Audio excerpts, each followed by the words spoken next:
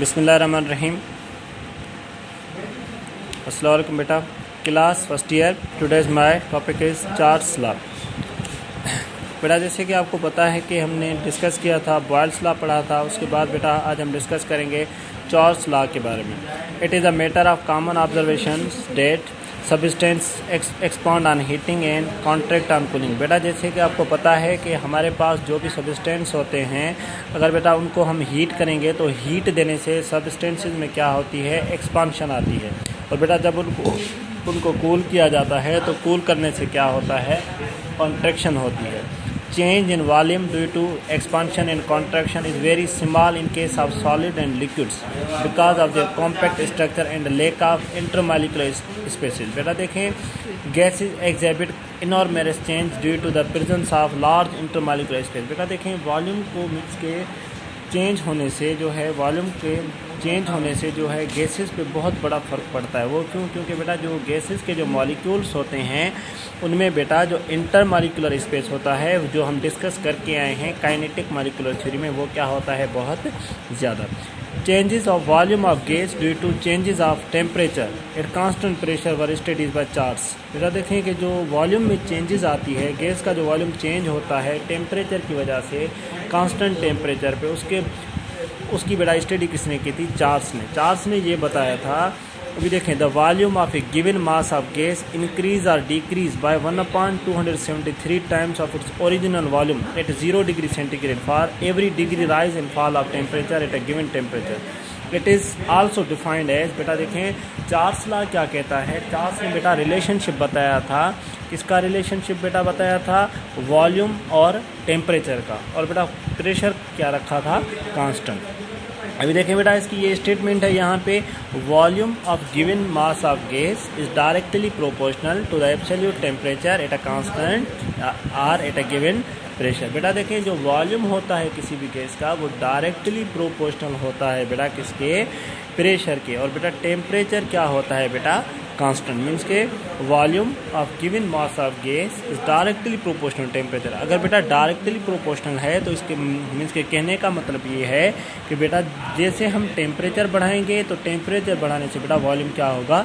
Increase. देखें बेटा, इसको हम मैथमेटिकली एक्सप्लेन करते हैं। वो बेटा कैसे करेंगे? Mathematically this law can be represented as, देखें बेटा, this is volume is directly proportional to temperature at constant pressure बेटा क्या है? कांस्टेंट।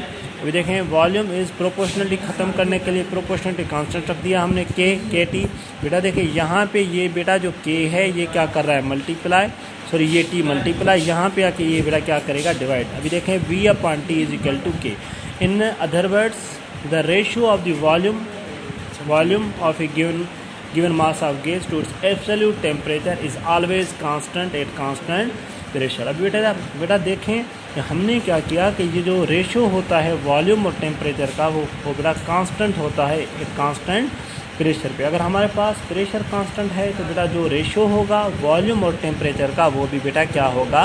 कांस्टेंट। अभी देखें बेटा, हमारे पास मिसाल के तौर पे if V1 and V2 are the original and changed volume. बेटा ये क्या है? ओरिजिनल वॉल्यूम, और ये क्या है? Changed volume. अगर हमारे पास कोई बेटा गैस है तो उसका बेटा इनिशियल वॉल्यूम क्या है? V1 और फाइनल वॉल्यूम क्या है? V2। तो बेटा और एक गैस है, उसका इनिशियल टेम्परेचर क्या है? T1 और फाइनल टेम्परेचर जो है ये ओरिजिनल, और ये बेटा क्या है? चेंज टेम्परेचर, ये क्या है बेटा? T2। Then according to the Charles law ये बेटा क्या होगा? V1 upon T1 is equal to के रखेंगे, V2 अपॉन T2 अपॉन के। तो ये बेटा के में कैंसिल हो जाएगा। तो हमारे पास इक्वेशंस क्या बनेगी? V1 upon T1 is equal to V2 upon T2 means V1 upon T1 is equal to V2 upon T2 is equal to at K. This is the mathematical representation of Charles law. ये बेटा mathematical representation है Charles law की, जिसके बुनियाद पे which is used while solving the problems. हम बेटा ये यूज़ करके बेटा क्या हम फाइंड आउट करते हैं, मीन्स के प्रॉब्लम सॉल्व करेंगे किसके बेटा? चार्ल्स लॉ पे। देखें बेटा, हमने यहाँ पे बात की, स्टेटमेंट पढ़ी, और बेटा उस स्टेटमेंट को हमने एक्सप्लेन किया बाय थ्रू मैथमेटिकल रिलेशनशिप। जैसे मैंने आपको ये बताया कि वॉल्यूम जो है डायरेक्टली प्रोपोर्शनल होता है इसके टेम्परेचर के। अगर किसी भी गैस का बेटा जो वॉल्यूम है वो वॉल्यूम बढ़ाएंगे तो वॉल्यूम बढ़ाने से बेटा क्या होता है? टेम्परेचर भी बढ़ जाता है। अब बेटा देखें, अभी हम इसको एक्सप्लेन करेंगे। पेपर्स में एग्जाम में ये भी क्वेश्चन पूछा जाता है कि भाई explain Charles law on the basis of kinetic molecular theory. Kinetic molecular theory बेटा क्या कहती है?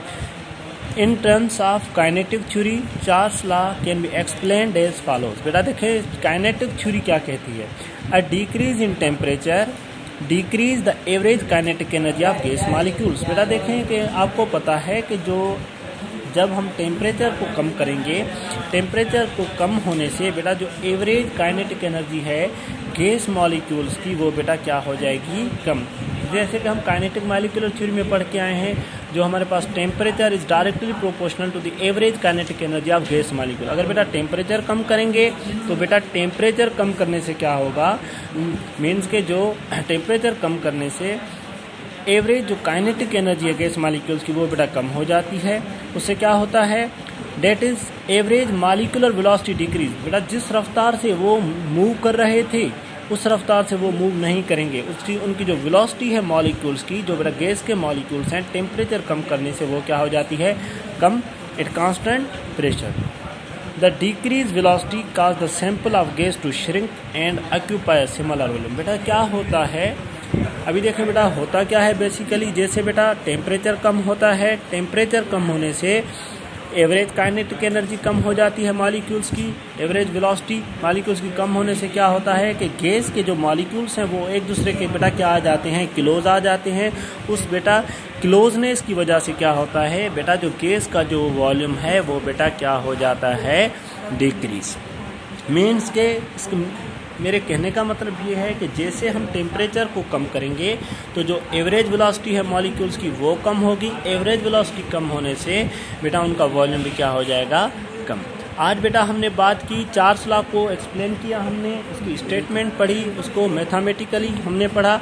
कल बेटा हम ग्राफिकली रिप्रेजेंटेशन पढ़ेंगे बॉयल्स लॉ की। मीन्स के ग्राफिकली हम बेटा बॉयल्स लॉ को कैसे एक्सप्लेन किया जा सकता है और उसे हम कैसे एक्सप्लेन करेंगे। और बेटा कल हम बात करेंगे चार्ल्स लॉ पे प्रॉब्लम सॉल्व करेंगे। ओके बेटा, खुदा हाफिज़।